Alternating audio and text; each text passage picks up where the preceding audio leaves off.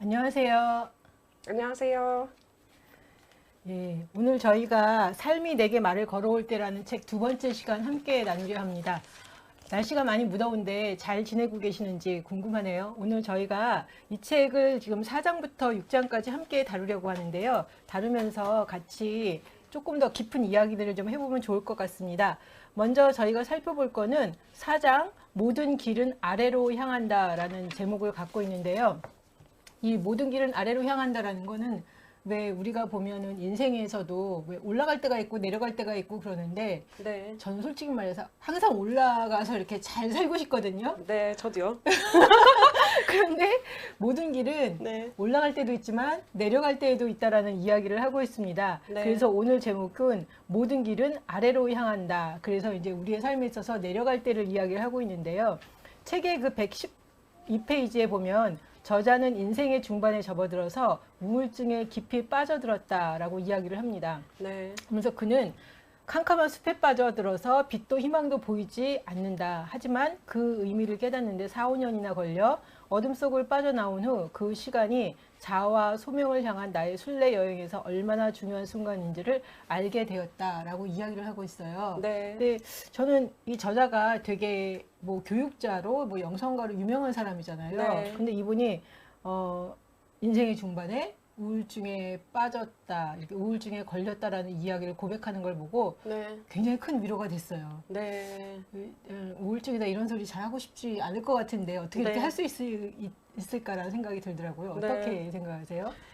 제 생각에는 사실 대부분의 사람들이 우울증에 걸렸다라는 얘기하기 쉽지는 않은데요. 이분은 자기를 받아들인 것 같아요. 그냥 이제 그쵸. 겉에서 보여지는 이제 페르소나의 자기의 모습이 아니라 진정한 자기의 모습을 수용하고 그런 자신을 사랑하게 된 게 아닌가라는 생각이 들더라고요. 그러니까 내가 우울증에 걸렸습니다. 그래서 그 속에서 나는 되게 힘든 과정을 겪었고 또 실패를 겪었습니다라는 걸 이야기할 수 있지 않을까 싶습니다. 근데 대단한 용기라는 생각이 드는 게 네, 뭐 많이 우울하죠. 맞아요. 그리고 이제 죽을 것 같은 때도 있었고 저도 정말 어느 때는 한 10년 전에 되게 이렇게 많이 힘들어서 맨날 같이 글을 썼어요. 일기를 쓰면서 죽고 싶다, 죽고 싶다. 그런데 이런 소리를 해도 되나라는 그런 어떤 불편한 마음도 있었지만 그게 너무 힘들어서 계속 일기를 썼어요. 네네. 일기를 쓰다가 특히 보면 이렇게 여름에 많이 힘들더라고요. 아, 여름에요? 네. 왜 여름에 특별히 힘들었을까요? 모르겠어요. 이렇게 뭐 나이가 들면서 갱년기 증상도 오고 여러 가지로 우울증도 겹치고 막 그러면서 저는 일기를 쓰다가 보면 날씨가 좀 서늘해지면 다시 이렇게 괜찮아지기 시작을 했어요. 그런데 그게 너무 힘들었어요. 그래서 나중에는 와, 이렇게 힘든 시간을 겪고 싶지 않다라는 그런 시간들이 좀 있었어요. 네. 힘든 적 없으셨어요? 뭐, 항상 힘들죠. 항상 힘드세요? 항상 힘들고 뭐 언제나 항상 고민도 많고 네. 어떻게 살면 좀 더 행복할까라는 고민은 항상 있으니까요. 근데 우울증 그냥 우울증 증세라기보다 우울감을 느끼신 것 같아요, 선생님은. 제가 볼 때. 우울증 증세까지 가면 어떻게 되는 거예요?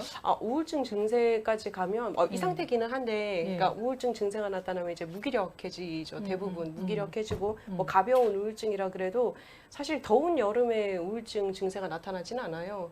우울증 증세가 많이 나타나는 계절은 봄, 가을? 봄, 가을이에요.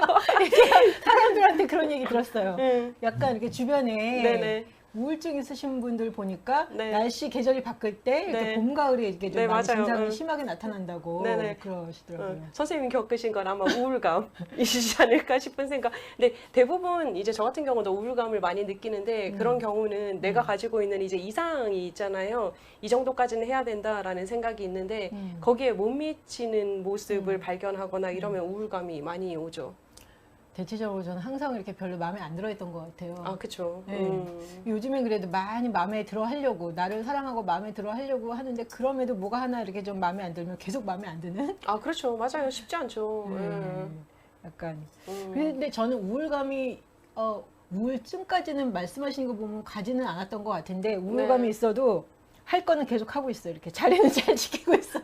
이것도 안 지키면 끝장난다라는 생각이 네네. 굉장히 강력하게 있기 때문에 자리를 네네. 지키기, 힘들면 열심히 글쓰기, 일기 쓰기 막 이러면서 이렇게 버티는 거죠. 맞아요. 네. 그러다 이제 끝으로 가시면 네. 무감각, 무감정이 되기 시작하면 정말 이제 그때는 우울증으로 가시는 거죠. 무감각, 무감정. 예, 사람에 대해서도 이제 감정이 없어지고 예. 어떤 일에 대해서 이제 희노애락 자체가 이제 안 느껴질 때가 올 수도 있거든요. 아, 네. 우울증이 오면 그렇게 희노애락이 안 느껴져요? 거의 안 느껴진다라고 보시면 되고요. 그리고 예. 이제 그냥 대부분 의지가 강한 사람들 같은 경우는 우울증 걸려도 사실은 그냥 음. 자기의 자리를 지키는 경우가 되게 많아요. 근데 지키다가 이제 끝까지 가는 거죠. 그러니까 자기를 돌아봐 주지 않으면 언제든지 마음이 사인을 항상 하거든요. 그러니까. 그러면 화가 난다라는 걸 느낀다는 것 자체는 네. 나쁜 게 아니네요? 그렇죠. 근데 화만 느끼면 이제 좀 그러면 이제 조금 문제가 될 수 있는데 분노의 감정은 이제 분노의 감정만 느끼는 건 문제가 될 수 있는데 예. 그냥 전체적인 감정을 다 느끼는 건 되게 좋죠. 그 예전에 우리 그 만화 영화 중에서 인사이드 아웃이라는 만화 있었잖아요. 네. 뭐 기쁨이, 우울이, 슬픔이 뭐 이런 거 있었잖아요. 네. 그런데 보면 우리들이 좋은 감정, 나쁜 감정을 항상 선별해서 선택을 한단 말이에요. 화나는 감정, 슬픈 감정은 부정적인 감정이야. 우리가 느끼면 되지 않아라고 얘기를 주로 많이 해요. 특히 이제 우리나라 정서에서는 그러다 보니까 자꾸 배척하거든요. 근데 그 아이들도 품고 있어야죠. 그래야지 제대로 희노애락을 느끼고 내 모든 이제 감각이 살아 있을 수 있거든요. 아, 그렇구나. 근데 아마 저는 그러면은 네. 뭐 희망이나 좋은 거 그거는 너무나 당연한 거라고 생각을 해서 네네. 이게 머리에 잘 안 오는 것 같아요. 네네. 그런데 이제 뭐 슬프거나 화나는 거는 네. 확 느껴지잖아요. 네, 맞아요. 그럼 슬프거나 화나는 게 확 느껴지니까 네. 그게 힘이 드는, 그게 짜증이 나는 거야. 아. 왜 이거 행복해야 되는데, 기뻐야 되는데 왜 지금 슬프지? 왜 고통스럽지? 이거에 굉장히 저는 당황스러워하는 것 같아요. 네, 그렇죠. 대부분 사람들이 그래요. 왜냐면 이제 나는 행복해야만 하거든요. 나는 즐거워야만 하거든요. 예. 부정적인 그러면 안 감정. 그래도 되기는 되는데, 그러면 네. 이제 이 분노나 슬픔의 이런 감정들은 어디 가서 접붙임을 해야 될까요? 눌러놔봤자 어차피 튀어오르거든요. 이제 근데 그게 문제가 되는 건 뭐냐면, 나중에 눌러놨다가 언젠가 어떤 일이 벌어질지 모르는 거죠. 그럼 내가 왜 이러지?가 되는 경우가 많죠. 그럼 사람들이 기쁨도 잘 느끼나요? 잘 못 느끼죠. 당연하다라고 느껴요, 그죠? 사람들은. 지금 네. 제가 말한 거랑 똑같은 맞아요, 거죠? 맞아요. 예. 밥 점심 드셨어요? 아니요? 안 드셨어요? 슬픈 일이에요. 점심 먹어야 될 때가 됐는데 배가 안 점심이. 고파서. 아, 그러니까요. 오늘 아침에 그 혹시 하늘을 보셨어요? 약간의 이제 그루밍한 날씨였거든요. 예, 살짝 한 번? 네, 어떠셨어요? 그냥 햇볕이 없네? 다행이다. 그러니까 저는 약간 그루미한 날 되게 좋아하거든요. 그러세요? 그래서 어머 잿빛 하늘 너무 이쁘다 그러고 나왔거든요. 저 잿빛 하늘이 별로 이렇게 이쁘다라는 생각은 안 하고 음. 그래도 햇볕보다는 좀 덜 덥겠다. 그냥 그 정도 생각. 그죠. 뭐 그 외에 뭐 혹시 오늘 기쁘셨던 느낌 가진 거? 기뻤던 느낌 네. 별거 없었어요. 아하. 그렇죠. 저는 오늘 교보문고 갔다 왔거든요. 아, 그래요? 네, 선생님 만나기 전에 이제 그 월요일 같은 경우는 이제 쉬는 날이니까 교보문고 가서 책 뒤적거리고 이런 거 되게 좋아해서 교보문고 가서 커피 한 잔을 딱 시켜놓고 이것저것 책을 이제 자세히 읽지 않는 거예요. 그냥 막 그냥 이렇게 막 봐요. 보는데 너무 즐거운 거예요. 책을 읽는 게 즐거운 게 아니라 어머 내가 이 시간에 이렇게 커피를 마시면서 뒤적거릴 수 있네라는 게 너무 즐겁더라고요. 내가 살아났네? 이런 느낌. 그러니까 제가 말씀을 들으면서 드는 생각이 네. 뭐 슬픔이나 고통 이런 거에 대해서는 제가 굉장히 민감하게 반응을 하는데 네. 기쁨이나 좋은 거는 그냥 당연한 거 아니면 안 느껴지는 거 네. 이렇게 지금 생각하고 있구나라는 좀 그런 깨달음을 갖게 됐습니다. 발견이 필요해요. 네? 사실 발견이 필요해요. 발견? 기쁨에 대해서도 발견할 수 있는 눈이 필요한 거거든요. 우리가 이제 그 자기에게 엄격한 사람들이 내가 그냥 중간 이상을 하는 건 당연해. 근데 왜 끝까지 못 가지? 그게 더 화가 나잖아요, 사실. 이 정도면 괜찮아라고 얘기 잘 못하는 이유가 마찬가지인 거거든요. 감정도 내가 기쁨이라는 것 자체에 대해서 무감각한 경우가 많기 때문에 발견할 수 있는 눈이 되게 필요한 거예요. 그렇구나. 네. 저는 이제 너무나 지금까지 보면 기쁨이나 뭐 좋은 거, 뭐 행복하다 이거는 당연한 거라고 생각을 했기 때문에 느끼려 하지 않았다라는 걸 지금 제가 좀 새롭게 발견을 했어요. 네, 맞아요. 그리고서는 슬픔이나 고통에는 완전히 거기에 그냥 몰두하는 거죠. 민감하게. 네. 왜 슬프지? 왜 고통스럽지? 이러면 안 되는데 그쵸. 계속 끊임없이 이래도 돼라고 한번 해주시면. 이래도 돼. 그래서 저는 이 팍 팔머가 우울증에 걸렸다라는 고백을 하는 걸 보면서 네네. 참 대단한 용기가 있다라는 생각을 하고 또 이렇게 보니까 주변에 그 유명한 영성가들 왜 네네. 지금 이 순간을 살아라는 그 책을 쓴 에크하르트 톨레 네네. 그 사람도 보면은 심한 우울증을 겪고 그 이후에 어떻게 보면 영적으로 새롭게 각성을 하게 된 거거든요. 네. 그리고 바이런 케이티라는 사람이 있어요, 여자분. 네. 근데 그분도 굉장히 심한 우울증이었어요. 심한 우울증이어서 나중에 이제 뭐 요양원에 입원까지 했어요. 네네. 근데 어느 날 자고 일어났더니 네. 완전히 이렇게 새로운 세상이 보였다는 거예요. 그러니까 이 우울증이 극에 달아서 그게 어떻게 보면 고통이 더 이상 몸에 머물지 못하고 빠져나간 거죠. 근데 저는 그걸 보면서 그냥 이렇게 읽다가 이 파크 팔머가 우울증 이야기를 하면서 아, 어떻게 보면 우울증이라는 게 네. 그 사람을 되게 이렇게 깊이 있게 자기를 볼 수 있게 하는 계기가 되는구나라는 네. 좀 생각을 하게 됐어요. 맞아요. 그게 되게 중요한 부분인 거예요. 그러니까 나의 어두운 부분, 나의 이제 감추고 싶은 부분인 거잖아요. 네. 나의 약한 부분하고 이제 대면하게 되었을 때 얻을 수 있는 가장 놀라운 은총이 바로 그거죠. 새로운 나를 발견하게 되는 것. 그런데 그렇다고 해서 사실 우울증이 싹 사라지진 않거든요. 우울감이 사라지진 않아요. 그럼 그런데 어떻게 계속 끼고 살아요? 친구죠, 친구. 그냥 수다 떠는 친구인 거예요. 내가 지금 이 상태구나라는 거 받아들여주는 거.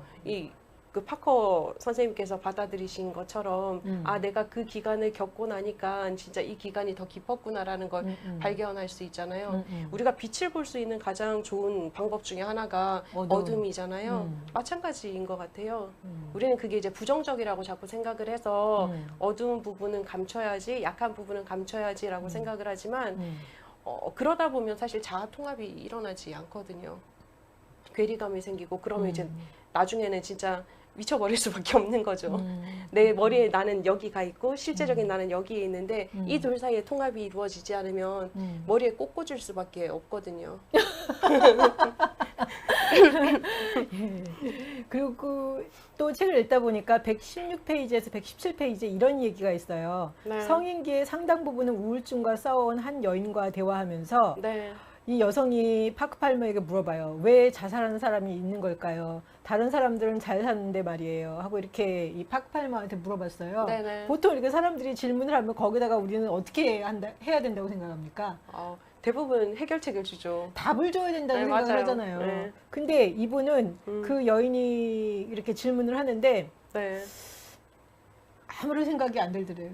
그렇죠. 그러면서 그냥 모르겠다. 네. 이 생각만 나더래요. 그쵸. 그래서 그 여자한테 모르겠다. 왜 자살하는 사람이 있는지 모르겠다. 다른 사람들은 잘 사는데 왜 자살하는 사람이 있을까? 저도 솔직히 말해서 잘 모르겠다라고 대답을 했는데 그 대답이 그 여성에게 여인에게, 그렇죠. 굉장히 위안을 주고 그 우울증으로부터 이렇게 자유하게 되는 이렇게 시간을 주었다라고 고백을 했다는 거예요. 네. 한편으로는 이해가 갈 듯 하면서 네. 왔다 갔다 하는데 네. 제가 이제 답으로 써놓은 거는 왜 그럴까? 왜 모르겠다라는 게 이 여인에게 오히려 답이 됐을까? 네네. 정답을 제시한 게 아니라 자살하는 사람이 왜 있는지 나도 잘 모르겠다. 왜 어떤 사람은 죽는데 어떤 사람은 안 죽는지 모르겠다는 저도 잘 모르겠습니다. 이렇게 이야기를 했을 때 왜 네. 답을 줬을까? 저는 마음이 네. 답을 가지고 있지 않다. 네. 네. 근데 저도 약간 마음을 열심히 파는 스타일이에요. 네. 답을 찾기 위해서. 네. 죽도록 답을 찾는데 안 찾아지고 머리만 아파. 그쵸? 열심히 특심이어서 네. 어떻게든지 답을 찾아보려고 하는데 답을 못 찾아요. 네. 왜 그런 걸까요? 왜 그래 모르겠어요가 답이 되는 걸까요? 답이 없으니까요. 그게 답인 거예요. 모르겠어요가. 내 인생이 아니잖아요. 다른 사람의 인생. 삶의 자리가 다르다라는 걸 인정해 주는 거거든요. 저 사람이 나하고 다르구나라는 거에 대해서. 근데 그게 이제 그 사람에게 위안이 됐던 이유는 제가 바라볼 때는 사실 어떤 관점이냐면 모르겠다라는 대답이 위안이 됐다라기보다 네가 한 인격이라는 걸 내가 존중해 주겠다라는 이야기로 들리지 않았을까라는 생각이 드는 거예요. 우리들은 항상 대답을 가지고 있어야 된다라고 생각을 하잖아요. 특히 이제 우리가 가지고 있는 이제 직업상 항상 많은 사람들이 물으러 오잖아요. 근데 우리가 전해줄 수 있는 건 정확하게 나와 있는 거는 전해줄 수 있지만 그렇지 않은 것들이 사실은 세상에 너무 많거든요. 근데 우리가 해줄 수 있다, 해줄 수 있다라고 얘기를 하는 것, 대답을 줄 수 있다라는 것은 무엇이냐면 그 사람의 삶의 영역의 경계선을 우리가 침범한다라고 저도 여겨지는 거예요. 저도 처음에는 사실은 이제 뭐 상담을 하고 이제 뭐 이제 목회를 하면서 제일 원했던 게 모든 사람에게 정말 다 대답을 주고 싶은 거죠. 능력자였으면 좋겠죠. 저는 다른 사람한테 대답 주고 싶은 생각은 없고요. 네. 나한테. 아, 본인한테. 아, 그러시구나. 근데 답이 안 나와. 아, 그렇죠. 답이 안 나오죠. 그러니까 막 머리가 지근지근 아파. 아, 그렇죠. 맞아요. 그 열심히 특심이라는 것 자체가 사실은 나한테도 해당되고 타인에게도 해당되는 부분이잖아요. 그런데 깨달음이 있었던 거죠. 아무도 자기의 삶의 영역을 넘어서는 경험을 할 수 없다. 그리고 자기 삶에 있어서 가장 전문가는 자기 자신이다. 그렇죠. 네. 내 안에 답이 있는 거죠. 그렇죠. 내 안에 답이 있고 내 안에 모든 것이 있는데 이제 도와주는 거는 가능하죠. 그런데 답을 줄 수는 없다라는 거죠. 그것도 힘들더라고요. 내 안에 답이 있다라는 얘기도. 아, 그렇죠. 내 안에 답이 있다 그러니까 어떻게든지 또 찾아보려고 그러는 거예요. 내 안을 막 다 구석구석 뒤져보면서 네네. 못 찾겠던데. 그렇죠. 네. 그래서 좋은 조력자가 필요하기는 한 거예요. 네. 그래서 저희 같이 상담하는 사람이 필요하기도 하고, 저희는 이제 길을 찾아갈 수 있도록 도와주는 역할을 하는 거니까요. 물론 이제 다른 분들도 아니긴 하지만 이제 저희 이제 학교에서 이제 석사생들하고 이제 슈퍼비전 사례회의를 하고 이러면 많은 분들이 그 얘기를 해요. 아, 내가 저 내담자를 고쳐주고 싶은데 저 내담자가 안 받아들여요. 이럴 때 어떻게 해야 돼요? 라고 저한테 묻는단 말이에요. 냅둬야 되는 거 아니에요? 맞아요. 그러니까 저도 그렇게 얘기해요. 냅두시라고. 그냥 기도하시고 그냥 관심 가져주시고 그 사람의 영역을 인정해 주시고 그 사람의 속도를 인정해 주고 대신 할 것은 무엇이냐 같이 발 맞춰서 나가는 것밖에 없다고. 근데 답답해하죠. 요즘에 열심히 답을 찾다가 네. 오늘 저희가 그 하는 책 제목이 삶이 내게 말을 걸어올 때잖아요. 네. 근데 문득 그런 생각이 드는 거예요. 내가 삶을 이끌어가려고 열심히 애를 썼어요. 네. 그런데 삶이 내 뜻대로 안 따라와 주니까 네. 화가 나기 시작했고 네. 도대체 암만 끌어잡아당겨도 삶이 네. 안 따라오는 거예요. 네. 그러다 어느 순간 이렇게 돌아보니까 어떤 책에서도 그렇고 이 책에서도 그렇고 삶이 나를 이끌도록 주라. 해라. 네. 그래서 가만히 생각해 보니까 그 말이 맞는 것 같다. 내가 암만 삶을 잡아당겨 봐도 내 뜻대로 맞아요. 이끌어 가려고 해도 안 따라오니까 어느 순간 저도 지친 거예요. 맞아요. 그러다 보니까 삶이 나를 이끌도록 해야 되는 게 맞는 것 같다. 그랬더니 갑자기 마음에서 이렇게 툭 내려앉는 것 같았어요. 네. 왜냐하면 내가 삶을 막 잡아당길 때는 엄청나게 이게 힘이 들어가잖아요. 네, 맞아요. 그런데 그냥 삶이 나를 이끌도록 그냥 놔두자 그랬더니 내 몸과 마음에서 이렇게 좀 힘이 좀 빠지는 듯한 맞아요. 네, 느낌이 딱 들면서 이거였는데 그 예전에도 보면 그냥 이렇게 저 지난번에도 한번 얘기했지만 막 두들렸는데 안 열리면 네. 아닌가 보지 뭐 이러고 딱 돌아섰거든요. 네. 그러다가 그리고 그냥 열리는 대로 가고 그냥 스무스하게 이렇게 가다가 어느 순간 이렇게 열리지 않는 걸 발견했을 때 이제 양보하고 싶지 않고 물러서고 싶지 않았을 때 막 그 앞에서 발로 차고 난리를 네네. 피는 네. 제가 이제 약간 다시 이제 그런 시기를 겪고 있는 것 같아요. 네. 그러다가 커다란 깨달음, 아 내가 삶을 이끌어갈 수 없구나. 네. 삶이 나를 이끌어가도록 놔둬야 되는구나. 네, 맞아요. 네, 살 수 있는 방법 중에 하나거든요. 생존 수영 아세요? 몰라요. 살아남기 위해서 우리가 바다에 빠졌을 때 뭐 하시면 되는 줄 아세요? 바닥에 빠질 때? 바다에 빠지면 바다나 강에 우리가 빠졌다. 그럼 네, 어떻게 네. 하면 살아날 줄 아세요? 힘 빼라고 그러는데 맞아요. 힘을 못 빼잖아요. 그러니까요. 그럼 죽거든요. 힘을 빼면 자연스럽게 물에 떠요. 인간은. 네, 네. 그런데 힘을 주고 내가 살고자 발버둥을 치고 발장구를 치면 칠수록 몸은 더 가라앉거든요. 같은 의미인 거죠. 이때까지 네. 이 책이 저한테 이제 굉장히 크게 깨달음을 준 거는 삶이 네. 내게 말을 걸어올 때 네. 삶이 나를 이끌어가겠다라는 거에 내가 이렇게 반응하고 호응하는 거예요. 근데 이렇게 구체적으로 사실 제가 뭐 내가 삶을 이끌어가겠다 이런 생각을 뭐 막 하진 하진 않죠. 않았었는데 맞아요. 네. 그게 인지가 됐어요. 네. 내가 이때까지 막 삶을 가다가 이렇게 뭐 어떤 시점이 오면 내가 갑자기 막 삶을 막 이끌어가려고 하는구나. 네. 그런데 그게 안 되는구나. 네. 그리고 어느 분이 그런 얘기 하더라고요. 나와 삶이 분리가 될 수가 없다. 그럼요. 삶이라는 건 하나다. 네. 삶과 하나님. 그래서 그냥 네가 삶을 따라가면 된다라고 네. 얘기를 해서 그게 안 들어오다가 어느 순간서부터 들어오기 시작하더라고요. 그렇죠. 근데 또 잊어버리잖아요. 그러게요. 왜 자꾸 잊어버리죠? 근데 잊어버려도 괜찮아요. 아, 그러니까 원래 성향인데 뭐 어떡하겠어요. 나는 삶을 이끌어가는 인간인데. 근데 깨달음이 오면 또 잠시 멈춰 있을 필요도 있고요. 그러다 보면 또 회복이 되면 또 달릴 필요도 있고요. 달리다가 되면 또 정지시키면 또 정지하면 되는 거고요. 그게 삶이 이끌어가는 방법이 아닌가 싶은 거예요. 우리가 생각할 때 사실 이 삶이 이끌어갈 때 말을 걸어올 때대로 살아가라라고 얘기를 하면 전적으로 내 힘을 빼고 살아가야 될 것 같은 느낌이 들잖아요. 근데 하나님은 우리를 그렇게 안 만드셨는데 어떡하겠어요. 열심히 특심인 인간으로 만드셨는데. 저는 뭐 이렇게 하다가 막히면 네. 삶의 눈치를 조금 봐요. 아, 그러세요? 아, 그러시구나. 눈치를 딱 보면서 아닌가?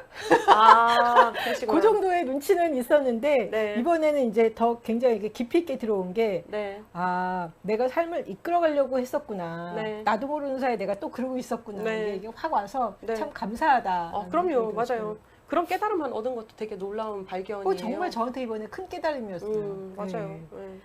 놀랍죠. 그러면서 이제 저자가 그 자기가 우울증에 빠졌을 때 네. 그 120페이지에 보면은 찾아온 사람들이 막 와서 위로를 하는데 네네네. 그 찾아온 사람들이 마치 욥의 를 위안자가 갖다 같다. 그죠? 예. 예.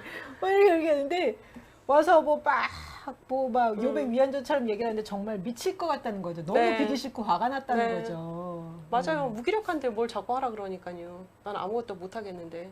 숨 쉬는 것도 사실 정말 이제 약간 제가 보니까 이분은 극심한 우울증 증세였던 것 같아요. 네. 숨 쉬는 것도 힘들 정도로. 그런데 자꾸 옆에 인간들이 붙어가지고 나가라, 햇볕 쐬라, 그다음 뭐 해라 뭐 이렇게 얘기하니까 얼마나 짜증이 났겠어요. 그럼 어떻게? 그냥 머물러 있어 주는 거죠. 그 친구에 대해서 얘기를 하잖아요. 자기 발을 마사지해 주는. 근데 네. 그 발 마사지한 이유가 유일하게 자기에게 감각이 남아 있는 곳이라고 표현을 했거든요. 맞아. 그 친구가 아무 말 하지 않고 마사지해 줬다라는 게 되게 위안이 됐다라고 얘기를 했잖아요. 그 말은 제가 볼 때는 그 느낌인 거예요. 그냥 아무것도 해주지 않아도 그냥 옆에 누군가가 지지하는 마음을 보내주고 있구나. 내가 뭐 이제 개차반으로 살아도 행복하게 살아도 내 옆에 꾸준하게 있는 존재가 있구나라는 깨달음 때문에 회복이 되지 않았나라는 생각이 들거든요. 저도 뭐 보면 가장 힘들 때 보면 인생에서 그 질곡이 있을 거 아니에요. 가장 힘들 때 보면 생각나는 친구들은 뭐 저한테 뭐 좋은 것 주고 뭐 좋은 것 해주고 그런 거 좋은 그 뭐 조언해주고 이런 친구가 아니라 제가 진짜 고통 속에 있을 때는 아무 말 하지 않고 그냥 옆에서 있어주는 친구가 생각나거든요. 그렇더라고요. 공감하면서 어떻게 보면 그런 우울한 에너지가 네. 이렇게 좀 이렇게 풀리는 것 같아요. 그러죠. 뭐 풀려나가진 않겠지만 그 속에서 답이 보이는 거겠죠. 그러니까 우울감을 가진 사람들은 어떤 느낌을 가지고 있냐면 대부분 이제 나는 혼자다라는 생각이요. 세상과의 단절이거든요. 사실은 관계도 단절이 되지만 세상과의 단절을 느끼고 있는데 그 속에서 내가 혼자가 아니구나라는 거를 느낄 수 있게 된다라는 거죠.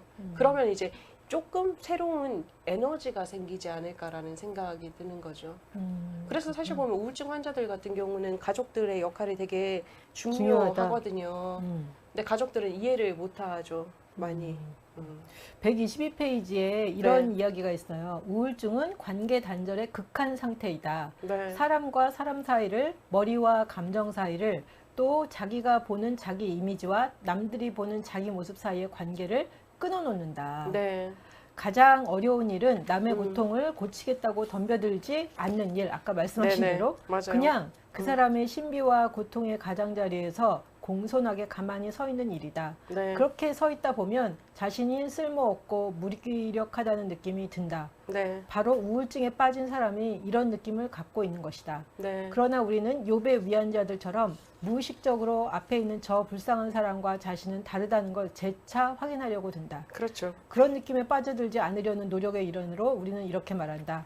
당신을, 그러나 사실은 나를 자유롭게 해줄 충고를 하나 하겠다. 네. 내 충고를 받아들인다면 당신은 좋아질 거다. 네. 당신의 상태가 좋아지지 않는다 해도 나는 최선을 다했다. 네. 당신이 내 충고를 받아들이지 않는다면 내가 더 이상 해줄 수 있는 것은 없다. 네. 어느 쪽이든 우울증에 걸린 상대에게서 멀어짐으로 자신은 위안을 얻고 죄의식도 느끼지 않는다. 네. 그러니까 이 우울증 걸린 사람과 자기를 분리시키는 거죠. 그렇죠. 그래야지 자기가 살 것 같다라는 생각이 드는데 그렇죠. 오히려 보면은 우울증 걸린 사람의 그 감정에 공감을 해줄 때 그 우울증이 어떻게 보면은 좀 이렇게 깨져나갈 수 있는 네. 깨져나가면서 그 사람도 이제 도와줄 수 있고 자유해 줄 수 있는데 우리는 너무 겁이 나니까 내가 그 사람과 동화되는 것 자체를 되게 싫어하는 것 같다라는 생각이 들어요. 그렇죠. 그러니까 누구나 다 대부분 우울감은 있는데 그러면 같이 빠져들까 봐에 대한 두려움이 있는 거죠. 네, 그리고 네, 나는 네, 네. 그러니까 기본적으로 보면 이게 이제 부정적이다라고 느끼는 거예요. 그러니까 자꾸 피하려고 하는 거예요. 우리가 긍정적이다 그러면 거기 어떻게든지 붙어보려고 그러니까 하겠죠? 붙어보려고 하죠. 근데 이제 우울감, 우울증이라는 것 자체가 부정적인 감정이고 부정적인 상태다라고 우리가 판단을 하는 거죠. 그러니까 자꾸 떨어지려고 하고 그러다 보니까 섣부른 충고를 하게 되고 나는 이제 조금 벗어나려고 하고 그런 모습을 보이는 것 같아요. 안타깝죠. 그래서 제가 이걸 보면서 힘들어하는 사람한테는 충고가 필요한 것이 아니라 공감이 필요하다. 네. 공감이 우울증 에너지를 금가게 할 수 있다. 제가 이제 그렇게 써놨어요. 그래서 아, 공감이라는 게 이렇게 중요하구나. 그리고 내가 왜 공감하지 않으려고 하는가? 왜냐하면 나는 당신과 달라 그러고 나는 그 상태가 아니야. 그리고 자꾸만 분리시키고 싶은 마음에서 오는구나. 네, 라는 맞아요. 생각을 하게 됐습니다. 맞습니다. 예. 이 파크 팔머가 134페이지에서 자신을 보는 것을 계속 거부하다가 우울증을 통해서 자신을 보기 시작했고 자기를 인식하기 시작하자 나는 회복되기 시작했다. 네. 이렇게 이야기를 해요. 네. 예. 이걸 보면서 결국은 사람이 회복되는 거는 자기 자신을 직면하고 보기 시작했을 때 회복되기 시작한다. 네, 맞아요. 네. 예. 저의 표현으로 하면 자아와의 만남인 거예요. 내적 자아와의 만남을 통해서 회복이 되고 나아질 수 있는 거죠. 근데 나아진다고 해서 아까도 제가 말씀드린 것처럼 우울증이 사라지지는 않아요. 그냥 받아들이는 거죠. 아, 내가 이런 사람이구나. 이럴 때도 있겠구나 라는 거. 마음에 안 들어서 그게 잘 안 받아들여지는 것 같아. 이분이 가능했던 이유가 이제 그게 받아들여짐을 통해서. 근데 보면 그 선생님은 어떤지 모르겠지만 저 같은 경우는 이제 삶에 여러 가지 영역이 있잖아요. 여러 가지 영역 속에서 하나씩 하나씩 조금은 그래도 받아들일 수 있게 되었거든요. 저 같은 경우도 이제 우울감은 조금 많은 사람이라 늘 이제 회피하고 싶고 또 저는 이미지 자체가 되게 이제 밝은 이미지잖아요. 목소리 자체도 되게 높다고 그러더라고요. 그러다 보니까 이제 사람들이 그런 부분에 대해서 많이 회피하게 되고 또 더군다나 상담을 하고 있는 사람이라 많이 이렇게 쳐내고 싶은 욕구가 생겼는데 그리고 나니까 자꾸 이제 분열이 나타나더라고요. 근데 이제는 그 부분에 대해서는 좀 받아들여요. 아, 나는 그래 우울할 때도 있는 인간이야. 그리고 때로는 나는 질투도 너무 많은 인간이야. 그러니까 때로는 나는 화를 내지는 못하고 어떨 때는 감정에 휩싸여서 이도저도 못하는 인간이구나. 그러고 나니까 훨씬 편해요. 사는 게. 물론 아직까지 인정 안 하는 영역들도 너무 많고요. 인정하는 영역에서는. 인정하는 영역에서. 네네. 저는 힘들거나 이렇게 고통스러우면 일단 안 느끼려고 하는 것 같아요. 그렇죠. 느끼면 죽는다라는 생각이 좀 강했던 강하시죠. 것 같아요. 네. 네. 지금은 그래 좀 느끼자 하고 이제 제 자신을 많이 풀어주는데 그래도 이렇게 어느 순간 보면 습관적으로 안 느끼려고 하는 내 자신을 내가 보기 시작했어요. 네. 근데 좋은 시발점이에요. 그래도 아, 내가 안 느끼려고 하는구나라는 나를 발견했다라는 것 자체가 좋은 시발점이니까요. 그렇죠. 그리고 노력하셔야죠. 가슴을 이렇게 열으려고 하는데 딱 보면 어려워지면 나도 모르게 가슴이 확 닫히는 거죠. 그럼요. 맞아요. 네? 네. 가장 좋은 이제 훈련 방법 중에 하나는 네. 선생님이 받아들여지는 안전한 영역 속에서 환경 속에서 네. 한번 느껴보시는 것도 되게 효과적이긴 하세요. 그렇죠. 그래서 저는 계속 제가 이때까지 취했던 방법은 인내라는 미명하에 네. 계속 참고 가만히 있는 거죠. 그렇죠. 네. 아, 그렇죠. 그러다 보니 이제 쉽지 않죠. 인생 사는 게 사실.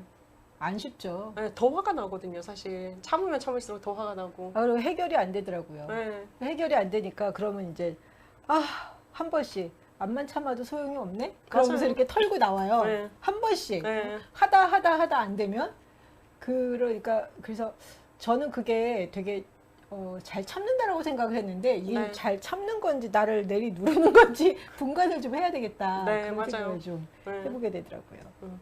참을 수 있을 때까지만 참으시는 게 참아도 돼요? 참아도 되기는 되는데 참아서 내 내적인 내가 손상되지 않을 때까지는 괜찮아요. 근데 대부분 사람들은 너무 잘 참거든요. 내 내적인 자아가 손상되도록 참으니까요.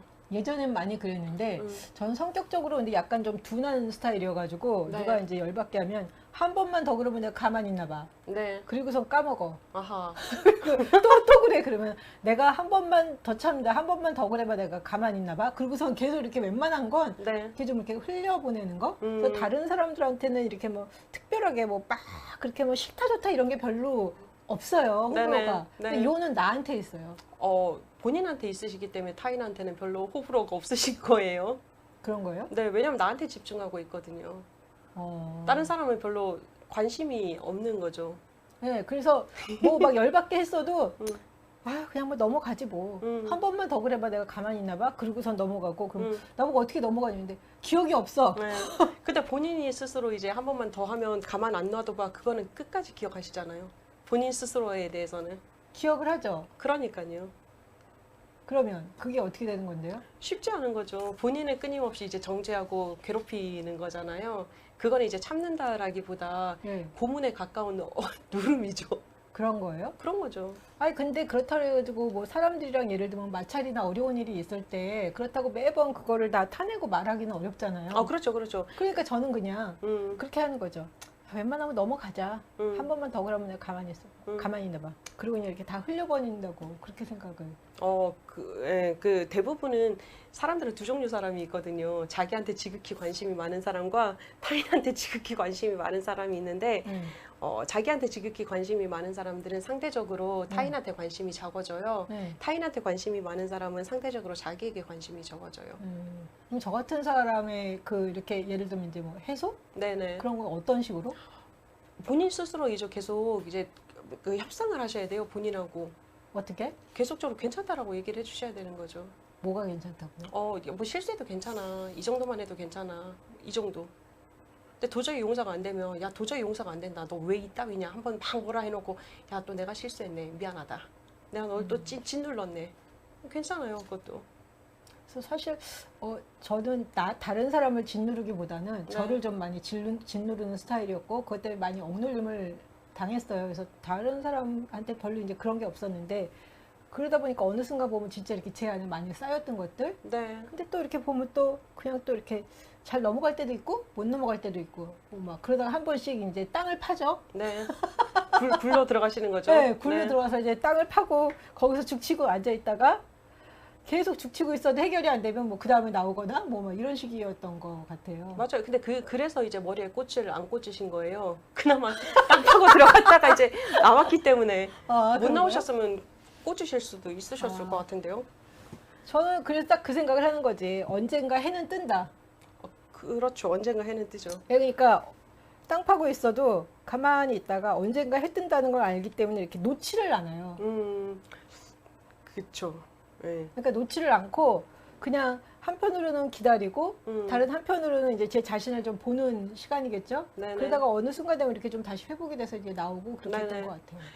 잘 살펴보셔야 되는 게 나 자신에 대한 것뿐만 아니라 타인에 대한 것도 나 자신에 대한 것도 그렇지만 타인에 대한 것도 감정적인 부분에 있어서는 데미지가 있어요. 항상. 근데 이제 차이는 뭐냐면 과하냐 작냐의 차이예요. 근데 과한 부분에 있어서는 해결을 하는 게 필요하죠. 나 자신에 대해서도요. 그리고 타인에 대해서도요. 근데 과하지 않고 이 정도는 뭐 그냥 이렇게 되는 부분도 있으면 그런 부분은 괜찮은 거예요. 웬만하면 다 넘어가고 제가 보기에 한 10년에 한 번씩 이렇게 크게 한 번씩 털고 가는 것 같아요. 10년에 한 번. 네. 이렇게 뭐라 그러지? 이렇게 살다가 보면은 도저히 이렇게 못 넘어갈 것 같다라는 그런 때가 있었던 것 네, 같아요. 맞아요. 네. 그러니까 그럴 때는 이렇게 한 번씩 이렇게 크게 좀 깊이 어둠 가운데 들어가고 어려운 시간이 있지만 그걸 통해서 좀 이렇게 좀 해결을 하고 나오고 이런 식으로. 그리고서는 또 이제 손 털고 뭐 막 하다가 막 열심히 살다가 보면 또 어느 순간 보면은 맞아요. 지쳐 있고. 네. 근데 옐리야가 보면 제가 옐리야 같은 사람이 그렇게 몇백 명의 적군을 죽이고 나서 네. 갑자기 이사벨 여왕이 내가 내일 아침에 너 죽일 거다 그랬더니 갑자기 동굴 속으로 들어가 버리잖아요. 네, 맞아요. 안 그럴 것 같은데 네. 그 모습이 있잖아요. 근데 네. 그렇게 해서 뭐 나 죽겠네 뭐 계속 이러더니 이렇게 동굴에서 있다가 하나님의 음성을 듣고 다시 나오고. 네. 그러니까 저도 보면은 나왔던 게 이렇게 어떤 깨달음, 내 네. 안에서 어떤 음성을 듣고 이렇게 나오고 네. 그런 식으로 이렇게 했던 것 같아요. 맞아요. 그게 바로 삶이 말을 네. 걸어왔던 것을 들은 거죠. 그게 바로 삶이 말을 걸어온 거다. 네, 삶이 말을 걸어왔고 거기에 이제 반응을 하신 건데 길었죠. 10년에 한 번이면. 아까 중간중간 해결을 하는데 이렇게 큰 거. 큰 거 네. 한 번씩 있더라고요. 네네, 맞아요. 큰 거는 오랫동안 하시겠죠. 이렇게 어렸을 때부터 오랫동안 이렇게 짚고 가는 것들 그런 것들은 웬만하면 여기 그 파크 팔머가 우울증이 걸릴 때까지 자기 자신을 보지 않았다라고 네. 얘기한 것처럼 저도 거의 한 35년 동안은 안 보고 어렸을 때부터 그냥 쭉 이렇게 왔다가 어느 순간 됐는데 도저히 이 상태로는 못 걸 것 같다는 생각이 든 적이 있었어요. 네, 맞아요. 그래서 난리가 난 적이 있었어요. 음, 그러니까 제가 정말 아는 분한테 이렇게 상담하면서 제 이야기를 하고 그다음에 정말 이렇게 뭐 막 어떤 기도 모임에 갔었는데 찬양 집회 갔었는데 난리가 난 적이 있었어요. 근데 그렇게 한 번 하고 나서는 좀 그다음부터는 좀 이렇게 편안해, 예, 가라앉고. 예. 그게 바로 삶이 말을 걸어올 때예요. 브레이크 타임인 거죠. 근데 제가 이 책을 보면서 좀 그랬던 건, 그러니까 하나님이 말을 걸어올 때 어떻게 네네. 보면 이제 기독교인으로 그게 저한테는 더 이렇게 익숙한데 삶이 네. 내게 말을 걸어올 때 이건 사실 별로 익숙하지 않았던 것 같아요. 네네. 근데 하나님이 말을 걸어올 때 예를 들면 이제 엘리야가 하나님이 말을 걸어오고 그 음성을 듣고 나온다. 이거는 훨씬 더 쉬웠는데 그렇죠. 이번에 저한테 굉장히 좀 좋았던 건 그거였죠. 삶이 내게 말을 걸어온다고 그랬을 때 그게 훨씬 더 뭐라 그러죠? 좀 더 좀 실체가 있어 보인다? 가까이 다가오는 것 같은 예, 느낌이죠. 예. 맞아요. 예. 그렇죠. 맞아요. 왜냐하면 이제 삶이라는 건 내 눈에 보이잖아요. 그리고 그렇죠. 내가 살아온 삶의 여정이 있고 예. 또 내가 지금 살아내고 있는 과정이고 예. 또 이제 내가 살아갈 삶에 대한 두려움은 있지만 그래도 보여지잖아요. 어느 정도는. 그러니까 이제 좀 안정감이 있는 거겠죠. 네, 그래서 제가 이 제목이 되게 좋았어요. 삶이 내게 말을 걸어올 때. 이거는 하나님이 물론 삶을 통해서 말을 걸어오지만 맞아요. 내 삶을 볼 수 있으니까 이제 훨씬 더 좀 이렇게 좀 희미했던 것들이 조금 더 이렇게 좀 명확하게 눈에 들어온다고 하나? 그런 네네. 생각이 들었어요. 그렇죠. 그 뒤에는 그래도 하나님이 계시니까요. 그러니까. 네. 그래서 이 친구가 네. 이 파커 팔머가 137페이지에서 이런 이야기를 합니다. 나는 나 자신이 약함과 강함, 네. 약점과 재능, 네. 어둠과 빛을 동시에 가진 사람이라는 거를 안다. 이제 나는 완전해진다는 것이 그중 어느 하나도 거절하지 않고 포용하는 것임을 안다. 네. 그렇죠. 이 삶 전체를 다 받아들인다는 거잖아요. 그렇죠. 통합의 과정에 네. 들어선 거죠. 머리로는 아는데 이게 마음으로 이게 다 이렇게 끌어안는 게 이게 죽을 때까지 작업이죠. 그럼요. 욕심이 너무 많으세요, 사실. 한 방에 해결하고자 하는 욕심이. 네, 저는 제가 열심히 공부하는 이유는 한 방에 해결해보기 때문이었어요, 그러니까요. 사실. 네. 혹시 뭐 로또 같은 거 해보신 적 있으세요? 한 번도 없으시죠? 로또 맞고 싶죠. 아니요. 사보신 적 있으세요? 맞고는 아니요. 싶겠죠. 그러니까요. 안 되는 거거든요. 포기해야 되네. 그럼요. 아, 그 삶의 영역의 통합은 제가 경험한 부분에 있어서는 한 분야씩 만지시더라고요. 모든 분야를 만지시지는 않으시더라고요. 근데 때가 됐을 때, 근데 약간 거칠거칠한 부분으로 어둠 속에 내려앉게 하시고 그 속에서 또 만짐의 과정이 일어나고 그렇더라고요. 근데 그게 온전하게 통합까지는 정말 죽을 때까지 가야 될 것 같기는 해요. 그러니까 성질 급한 거를 좀 버려야 되겠네요. 그러니까 한 방에 어떻게 좀 해결해 욕심과 보겠다. 성질과 어떻게? 쉽지 않죠. 다른 사람들도 다 저만큼 극성 맞아요? 극성 맞으신 분들도 있으시죠. 왜냐하면 타고난 성향이라서. 근데 그것도 나쁘진 않거든요. 근데 저는 이제 뭐 말씀드리자면 네. 자기 속도대로 가는 거 저는 it's okay예요. 하나님도 그렇게 만드셨잖아요. 그 사도 바울도 그 성질 급한 사람을 그렇게 쓰셨잖아요. it's okay인데 이제 때때로 나타나는 이제 브레이크 타임만 잘 깨닫고 나면 괜찮다. 욕심도 괜찮다 저는 생각하거든요. 그러니까 저는 제가 말씀드렸잖아요. 사대점에서 나만큼 열심히 하는 사람에서 한번 나와봐. 막 이러면서 뭐 그러니까요. 예. 맞아요. 네. 근데 너무 그렇게 열심히 과하다 보니까 인생이 피곤할 때가 있어요. 그렇죠. 근데 그때가 되면 내가 피곤하네라고 해서 그러니까 내가 피곤하네가 즐거울 때가 있잖아요. 어머, 내가 너무 열심히 산다라는 느낌이 가질 때가 있지만 내가 피곤하네. 숨쉬기가 힘들다라는 느낌이 있으면 멈춰야 되는 거죠. 그 이제 분별만 있으면 저는 괜찮은 것 같아요. 자기 식대로 살아도. 네. 혹시 이 사과에서 더 네. 이렇게 좀 말씀하시고 싶은 거 있으세요? 저는 135페이지에 있는 이제 틸리가 예. 얘기했던 부분, 신을 존재의 토양이라고 이야기했던 부분이 저는 되게 많이 와닿았거든요. 존재의 토양이다. 네, 존재의 네. 토양이다. 그 말은 이제 내가 그분 위에서 이제 쌓여져 간다라는 이야기인 거잖아요. 그거를 바라보면서 나 자신이 하나의 통합의 과정을 이루어가기 위한 방법 중에 하나는 무엇인가? 나 스스로는 불가능하다라는 것을 깨달아서 되게 좋았었어요. 나 스스로는 불가능하다. 네, 내 스스로 내가 가지고 있는 모든 욕망이나 아니면 내가 가지고 있는 기준점까지 가기는 불가능하거든요. 사실 사람은 이만하면 됐다라고 생각하는 사람은 제가 여태까지 거의 못 만나봤어요. 이만했으면 됐어, 충분해라고 하는 사람은 거의 못 만나봤거든요. 더 해야 돼, 더 해야 돼, 더 해야 돼. 우리 성경에도 나오잖아요. 거머리에게 두 딸이 있는데 다고 한다고요. 마찬가지로 사람의 욕망도 그렇다라고 저는 바라보거든요. 그런데 그 욕망을 가지고 있는 나조차도 괜찮다라고 얘기해 주시는 것 같아서 되게 저는 행복했어요. 뛰어도 된다. 근데 이제 내가 싫어할 때면 쉬어도 된다라는 거. 그리고 나에게 이제 자기로서 살아갈 수 있게 만들어주는 그 가장 기본적인 토양이 바로 그분이다라는 것 자체가 저는 되게 좋다라는 생각했고요. 그런 모습이 참 많죠. 자유롭게 살아가는 것이 진짜 중요하다라는 생각했거든요. 그러니까 한국 이제 제가 그 신대원 다닐 때 그 견습을 나갔었어요. 스웨덴으로. 근데 제가 추위를 되게 많이 타요. 지금 이제 약간 치료를 받고 있어서 땀을 엄청 흘리는데 추위를 너무 많이 타는데 저는 경상도에서 자라서 눈을 한 번도 못 보고 자란 인간이거든요. 근데 서울에 오니까 너무 추운 거죠. 근데 옷을 파카를 입고 다녀도 사람들이 너무 신기해하는 거예요. 또 광나라는 너무 춥잖아요. 뭐 옷을 입고 다니면 지하철에서 제 모습을 쳐다본다든지 그런 사람들의 시선이 너무 많았는데 스웨덴을 갔더니 너무 추운 거죠. 거기는 북구잖아요. 그래서 옷을 두세 겹을 껴입고 다녔어요. 파카를 진짜 아무도 안 쳐다봐요. 너무 좋더라고요. 근데 그게 저한테 되게 큰 감동으로 왔던 건 뭐냐면 이분 이제 그 파커 선생님이 얘기하셨던 것처럼 남의 경계선 속에 들어가지 않는 것, 존재해 주는 것, 그리고 그 자체가 저 사람은 저 사람이구나라고 인정해 줄 수 있는 것, 그게 이제 기본적으로 되어서 그런 것이 아닌가라는 생각이 들고요. 그분들이 기본적으로 가지고 있는 이제 신앙적인 생각, 뭐 신앙적인 사람들은 아니지만 어쨌든 기본적인 신앙적인 생각 자체들이 그분들에게 그런 여유로움을 주지 않았나라는 생각을 하게 되더라고요. 그래서 저는 참 좋았다라는 생각, 어둠도 좋다. 저는 또 하나 드는 생각은 자유를 추구하고 진리를 추구하고 진리를 뭐 하여튼간 뭐 평화를 추구하고 네, 그런데 추구하지 말고 지금 누려라. 맞아요. 지금, 네, 지금 누려라. 맞아요. 추구하다 보니까 계속 평화를 누리지 못하고 진리를 누리지 못하고 자유를 누리지 못하고 맞아요. 항상 지금 자유한데 충분히 자유한데 제가 왜 지난번에 한번 저 더 자유하고 싶어요. 네네, 그런 맞아요. 제가 그 말씀 네. 드렸잖아요. 근데 그 이야기들을 많이 봤을 때 자유를 추구하지 말고 진리를 추구하지 말고 평화를 추구하지 말고 근데 그게 요즘에 굉장히 많이 와 닿더라고요. 맞아요. 네. 추구라는 말 자체는 계속 달려야 된다는 얘기거든요.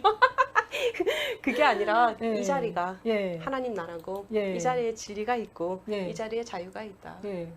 슬픔이나 고통만 느끼지 말고 그쵸, 기쁨도 기쁨도 느끼고. 그럼요. 예. 예. 얼마나 기뻐요. 이런 날 예. 아이스 커피 한 잔. 그러게요. 예. 행복하죠. 예. 이제 기쁨을 너무나 이렇게 당연한 것으로 생각하지 않고 그렇죠. 느껴보도록 네, 그렇죠, 그렇죠. 노력하겠습니다. 좋은 생각입니다. 예. 네. 네, 그럼 저희가 여기까지 4장을 살펴봤고요. 이제 5장 다시 세상으로